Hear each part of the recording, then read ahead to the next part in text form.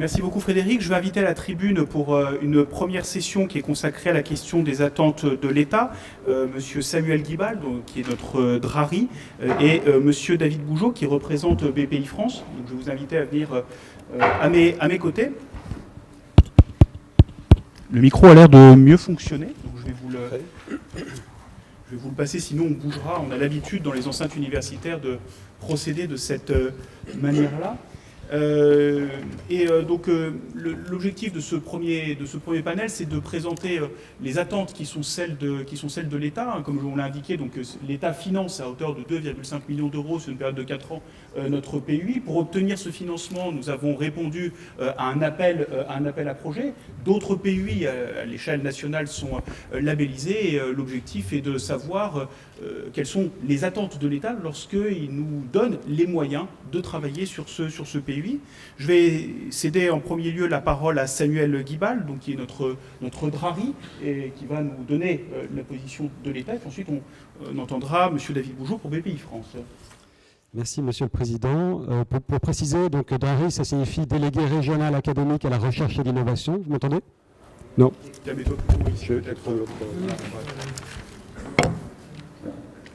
je vais regagner temporairement. Donc, Drari signifie délégué régional académique à la recherche et l'innovation. C'est une fonction qui est une émanation de la DGRI, du ministère de l'Enseignement supérieur et de la Recherche, sur le territoire francilien, et donc en charge de la mise en œuvre de la politique de recherche et d'innovation du ministère sur le territoire régional. Monsieur le Président de la Université Paris-Est, Monsieur le Président de l'Université Gustave Eiffel, Monsieur le Président de l'Université Paris-Est Créteil, Monsieur le Directeur de l'École nationale des ponts et chaussées, Monsieur le Directeur de l'École nationale vétérinaire d'Alfort, Mesdames et Messieurs les représentants des organismes de recherche CNRS et INSERM, Monsieur le Président de la SAT Erganeo, Mesdames et Messieurs les représentants des collectivités locales, Mesdames et Messieurs les représentantes et représentants des partenaires et acteurs socio-économiques, Mesdames et Messieurs, enseignantes-chercheuses, enseignants-chercheurs, chercheuses et chercheurs, chers collègues, les universités sont des lieux incarnés, vivants, de création de connaissances fondamentales. Des connaissances à la fois robustes, non dogmatiques, qui sont des facteurs nécessaires de confiance des sociétés et d'émancipation des individus. Et c'est bien là toute la valeur de la recherche scientifique, qui est à la base de la politique portée par le ministère. Les transformations intenses du paysage universitaire depuis plus de 10 ans ont permis d'hybrider le meilleur de l'exigence scientifique universitaire, du rayonnement international de la recherche, avec une culture de l'impact socio-économique, de l'accompagnement de la réussite des ambitions des étudiants, de leur insertion professionnelle, de la reconnaissance de leur valeur à la hauteur de leur qualité et de celle de leur formation universitaire. Accompagnée par des politiques publiques ambitieuses et maintenues dans le temps, dont désormais le plan France 2030, elles deviennent, en lien étroit avec les organismes nationaux de recherche, des lieux de référence de l'innovation et du ressourcement scientifique et technologique pour le monde socio-économique. En cela, elles constituent des appuis incontournables des entreprises, qui fondent leur développement sur la recherche et l'innovation, mais aussi des territoires dont elles ont vocation à constituer des acteurs centraux du développement social et économique.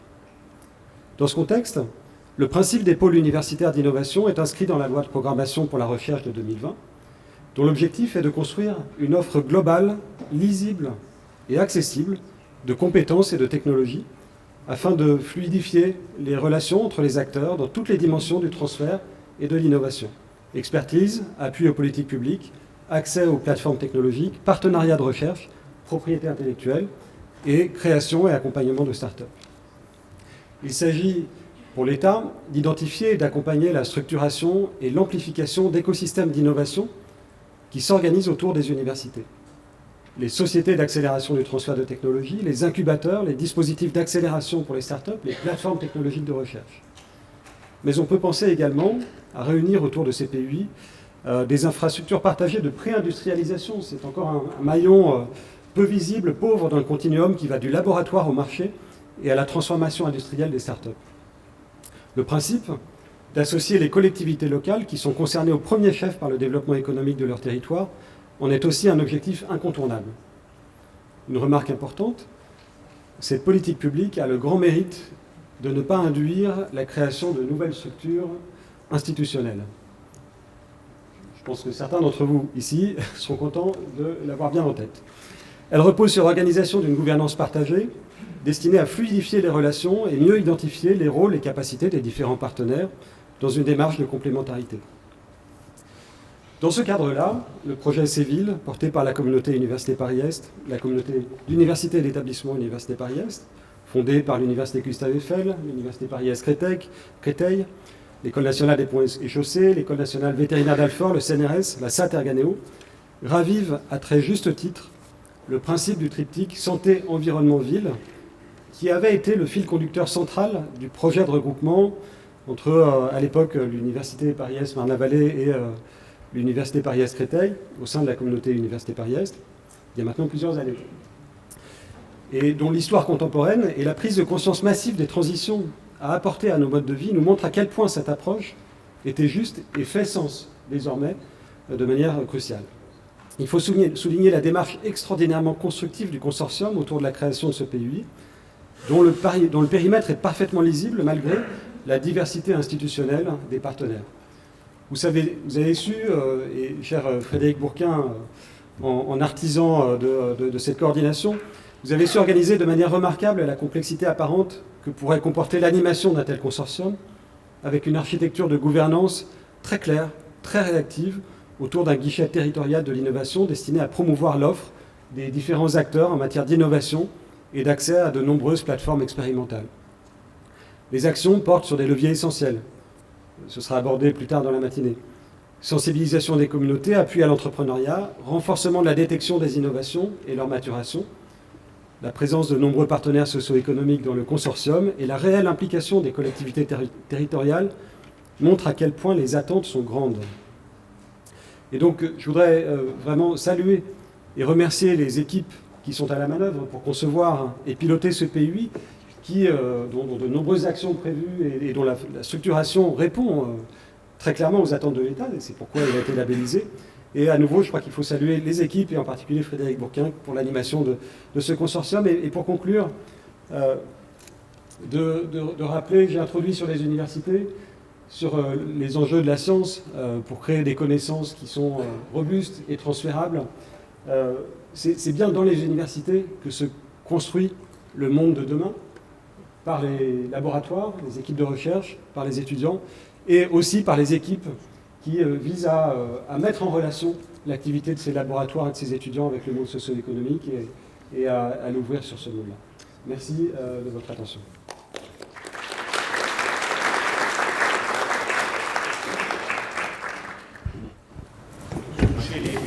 Merci beaucoup, cher Samuel, pour cette présentation qui montre peut-être au plan stratégique deux choses importantes. On distingue deux, c'était très très dense ce que tu as dit, mais deux choses importantes. La première, s'il fallait retenir quelque chose de la journée d'aujourd'hui, c'est cette idée du chaînage. Depuis, on en reparlera de façon plus opérationnelle tout à l'heure, mais depuis le labo et depuis la recherche la plus fondamentale vers, j'ai envie de dire, on a parlé de pré-industrialisation, mais j'irais même au-delà du pré et jusqu'à véritablement l'industrialisation. C'est quelque chose qui est extrêmement important. Il y a une expression qu'on entend trop et que je n'aime pas, qui est de dire on travaille en silo. Mais il s'agit ici pour nous, et sans création de structures juridiques nouvelles, d'arriver à mieux articuler les différents chaînons et arriver véritablement à avoir une chaîne, mais dans les deux sens, c'est-à-dire à la fois du labo vers le marché, mais aussi du marché vers le labo. Si on le fait comme dans un sens, ça ne fonctionne pas. La deuxième chose que je retiens, c'est la capacité de notre site à travailler sur le triptyque santé-environnement-ville. CEVI, c'est un des projets. On en a beaucoup d'autres sur lesquels nous allons travailler en faisant système. Mon cher Frédéric, il y aura quelques annonces la semaine prochaine. Je passe maintenant la parole donc, à M. David Pougeot de BPI France, qui va nous parler du plan Deep Tech 2 et de la place des PUI dans ce dispositif. L'objectif, c'est de comprendre quelle est la place qu'occupent les PUI. Ce n'est pas quelque chose qui sort de nulle part, ça s'inscrit dans un cadre plus important, et il va nous être présenté maintenant. Je fais un test. Si on fait comme ça, vous m'entendez sans écho? Ah, il y a toujours l'écho. Bon. Décidément. Ouais. Alors, merci déjà de me recevoir, merci pour l'invitation, merci aussi à Frédéric à qui je rends une fois de plus hommage. Donc BPI France est là parce que BPI France, comme l'a dit Monsieur le Président, est opérateur avec l'ANR des pôles universitaires d'innovation.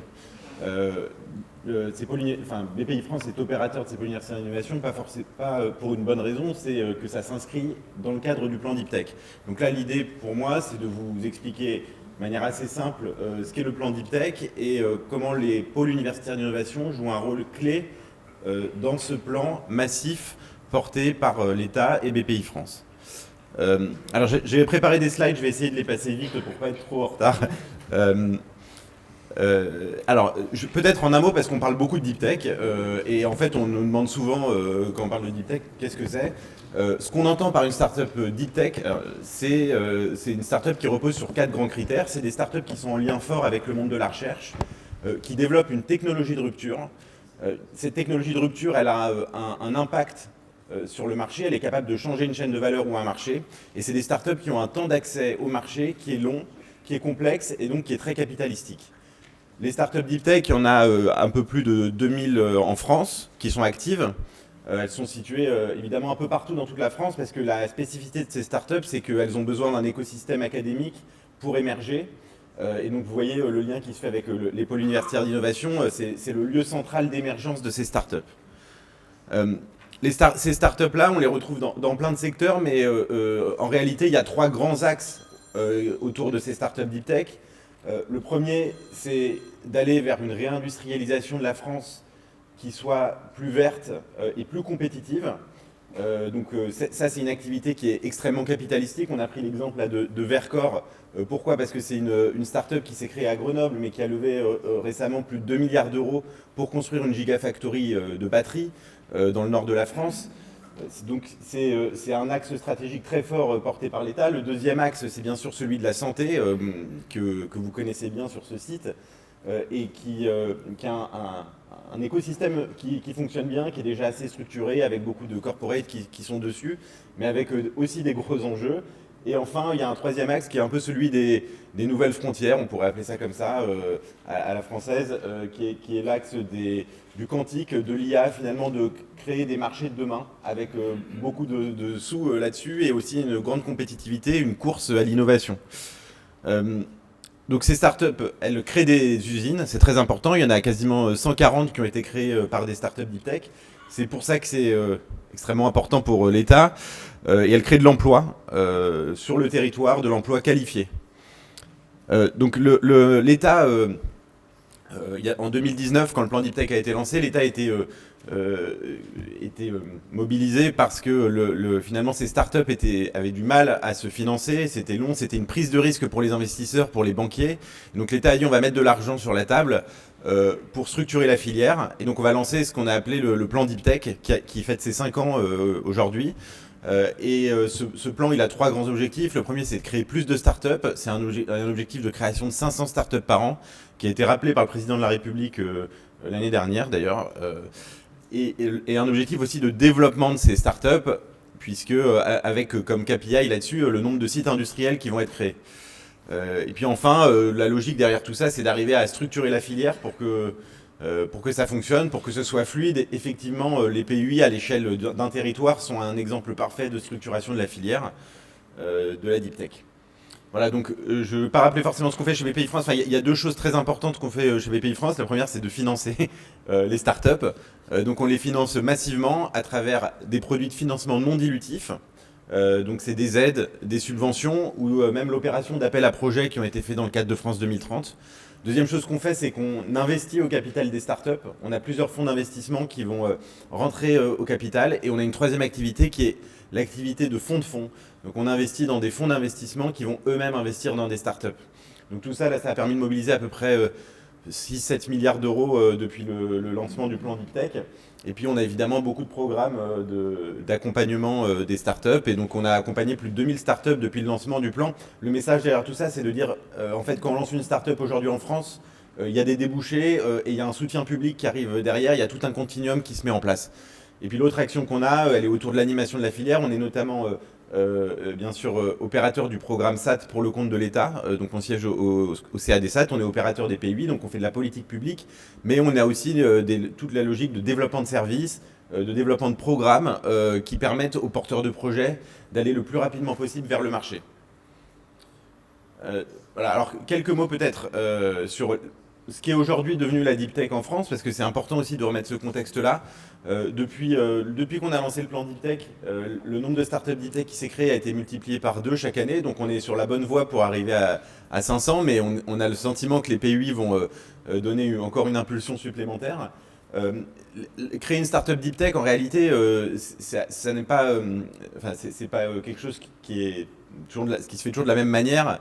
On a toujours évidemment le modèle du chercheur qui porte un projet et qui va l'amener au marché en modèle un peu techno-push, mais en réalité il y a plein de manières de créer des startups deep tech.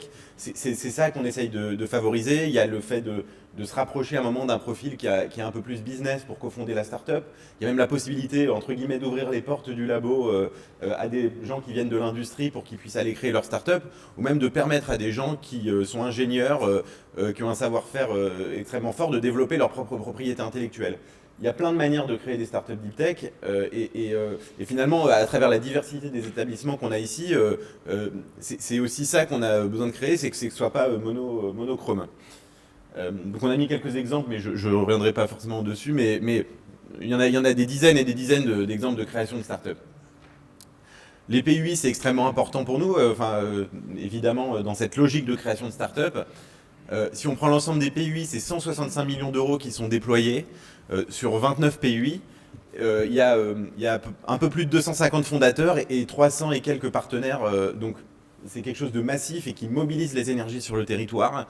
C'est aussi un vecteur de création d'emplois. Il y a 450 emplois qui vont être créés par les PUI sur des fonctions qui sont assez nouvelles aussi, ou en tout cas qui ont vocation à se renforcer pour créer le lien avec le monde académique. Le monde économique, justement, mais c'est pareil dans l'autre sens, avec notamment des fonctions de business développeurs. Et puis BPI France, on a créé un nouveau produit pour accompagner, pour financer les projets qui sortent des PUI. C'est la bourse French Tech Lab qui permet de financer jusqu'à 120 000 euros des projets, sur des aspects un peu plus marché, des projets qui sortent, qui ont été financés par les PUI. Et donc ça c'est très important, mais alors Frédéric connaît très bien le sujet, mais et je sais qu'il y a des personnes de la direction régionale de BPI France dans la salle qui pourront aussi en reparler, mais c'est un point très important pour nous. Et côté BPI France, en tout cas, on continue à être au plus près des écosystèmes avec des événements, des relations avec les PUI, et puis on opère aussi une animation globale des PUI pour favoriser l'échange de bonnes pratiques, notamment sur les sujets de lisibilité, de recrutement, de systèmes d'information. Et donc je sais que c'est très important pour vous parce que c'est des choses qui ont des places importantes dans le PUI de Séville. Voilà. Enfin, j'en ai encore pour 2 minutes parce que je vais être très court. Faut savoir aussi que là, l'écosystème est en train de se structurer, pas seulement au niveau académique, mais en fait il y a de plus en plus de ponts qui se font entre les acteurs académiques et les acteurs de l'investissement, ou les acteurs du monde socio-économique. Cette année, il y a une association qui s'est lancée qui s'appelle France Deep Tech, qui rassemble des fonds d'investissement, des organismes de recherche, des universités, des startups. Faut dire le chemin qui a été parcouru. Je ne sais pas si ça aurait été envisageable il y a 5 ans. Donc c'est extrêmement important. Et puis il y a des fonds d'investissement qui se lancent adossés à des universités. Il y a PSL qui a lancé un fonds avec Elaya qui va relever un nouveau fonds. Et puis il y a un fonds de la Sorbonne avec Cantonation qui se lance pour financer les projets dès l'amont. Donc c'est un modèle aussi duquel on aura probablement l'occasion de reparler parce que c'est quelque chose qu'on espère aussi pousser chez BPI France. Voilà. Et puis enfin un point très important, c'est aujourd'hui la place de la France dans la deep tech européenne et mondiale. En fait la deep tech prend de plus en plus de place sur le marché du capital investissement en France. Alors, vous voyez, on parle beaucoup de crise du capital investissement. Finalement, là, les investissements en deep tech, ils ont été multipliés par 5 depuis 5 ans. C'est maintenant la moitié des investissements en capital risque. Pour le dire, en fait, il y avait une vague de la French Tech dont on a beaucoup entendu parler. Là, maintenant, il y a une vague de la deep tech qui est en train de monter. C'est 13 des 15 plus grosses levées de fonds. Et chez BPI France, ça représente 75% de nos investissements. Donc c'est dire qu'il y a un mouvement qui est en train de se faire et donc pareil, le lancement de ce PUI arrive à point nommé là-dedans dans cette dynamique nationale autour de l'innovation deep tech et bien sûr dans cet objectif de compétitivité et de souveraineté, faut pas l'oublier. Voilà, juste quelques chiffres internationaux pour terminer. Finalement, ce qu'on voit, c'est que l'Europe est passée devant la Chine sur les investissements en deep tech. Bon, ça fait quelque chose, c'est toujours bien de le signaler. Bon, on est quand même loin des États-Unis, mais en tout cas, il y a de plus en plus d'investissements dans la deep tech. L'Europe prend de plus en plus de place dans ce marché. Et ce qui est clé, évidemment, je le rappelle, c'est vraiment des notions de souveraineté. Et au sein de l'Europe, la France a rattrapé l'Angleterre, puisque à quelques millions d'euros près, mais et on voit que la courbe de la France qui est en jaune là, est en augmentation constante depuis quelques années, et donc la France est dans les leaders et le co-leader européen de la deep tech. Donc mon message aujourd'hui, c'est de dire finalement les PUI sont au cœur de cette dynamique. Il y a des débouchés pour les startups, donc la dynamique de création de startups, on ne peut que l'encourager avec vous, et on est très fiers finalement de pouvoir travailler avec les PUI au quotidien pour continuer cette dynamique qui s'annonce très riche.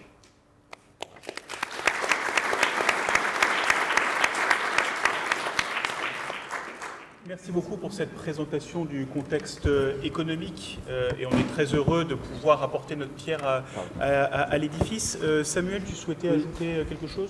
On essaye avec le micro. Je vais essayer son micro. Le test. Alors avec le micro, désolé pour l'écho. Juste une discussion sémantique au fond. C'est vrai que l'État porte une politique qui s'appelle Deep Tech et évidemment, il y a des enjeux très forts là-dessous. Il ne faudrait pas que ça camoufle une réalité qui est que la plupart des enjeux socio-économiques ne relèvent pas d'une discipline technologique particulière. Et rien ne se fait sans le croisement des disciplines. Et c'est pour ça que les universités sont au cœur de ce plan. C'est que, et en particulier le consortium que vous formez à travers le PUI Séville, qui est profondément transversal en termes disciplinaires et qui se nourrit du croisement des disciplines pour traiter les problématiques ville, santé et développement durable. Donc je crois qu'il faut vraiment avoir une vision extrêmement ouverte de cette notion de deep tech et embarquer là-dedans toutes les disciplines académiques qui sont présentes à l'université. Merci. Merci beaucoup, cher Samuel.